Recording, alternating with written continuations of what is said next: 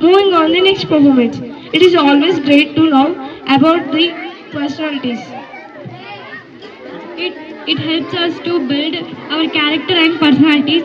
So now our friend Archit, Manasvita, Lohit are here to say a small story about Jawaharlal Nehru. Let's welcome, claps. My name is Archit. I am studying in second class. My name is Lohit. I am studying in fourth class. నా పేరు మనస్విత. నేను 4వ తరగతి చదువుతున్నాను. ఒకరోజు నేరు గారు ఇంటి నుండి బయటకు వచ్చారు. అప్పుడు ఒక చిన్న పాప రోజా పువ్వుని ఎవరికి ఇయ్యబోయింది.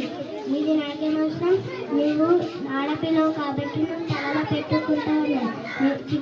చింటి పాప ఎవరికి నీ కోటికి పెట్టుకో, నువ్వు అందంగా కొడతావు అని చెప్పి ఎవరు కోటికి పెట్టుకొని ఆఫీస్కి వెళ్ళారు.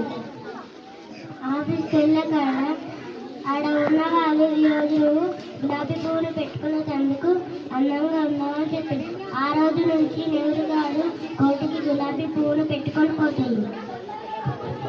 నెహ్రూ గారు ధనికుల కుటుంబంలో పుట్టినవారు. నెహ్రూ పాఠశాలకు వెళ్ళే సమయంలో ఒక పెద్ద పాఠశాలలో చేర్పించారు. స్కూల్ అయిపోయిన తర్వాత పిల్లలు బయటకు వెళ్ళడానికి 4 గేట్లు ఉండేవి. నెహ్రూ చిన్నపిల్లవాడు కాబట్టి రోజుకో గేటు కూడా వెళ్ళేవాడు. ఆ కారు డ్రైవర్ అతనిని వెతికి పట్టుకొని ఇంటికి తీసుకువెళ్ళేసరికి ఆలస్యం అయ్యేది. అది అతని తండ్రికి చెప్పాడు. అతని తండ్రి 4 గేట్ల వద్ద 4 కార్లను పెట్టాడు. నెహ్రూ ఏ కారు నుంచి అయితే వస్తాడో ఆ కారు డ్రైవర్ అతనిని ఇంటికి తీసుకువెళ్తాడు. అంత అపూర్వంగా పెరిగిన నెహ్రూ స్వాతంత్ర పోరాటంలో బ్రిటిష్ వారి తుపాకీ తూటాలను ఓడ్చుకొని జైలు జీవితం అనుభవించిన గొప్ప త్యాగమూర్తిగా మనం చెప్పుకోవచ్చు. Thank you. నెహ్రూ ప్రధానిగా ఉన్నప్పుడు ఒకరోజు పాఠశాలకు వెళ్ళాడు.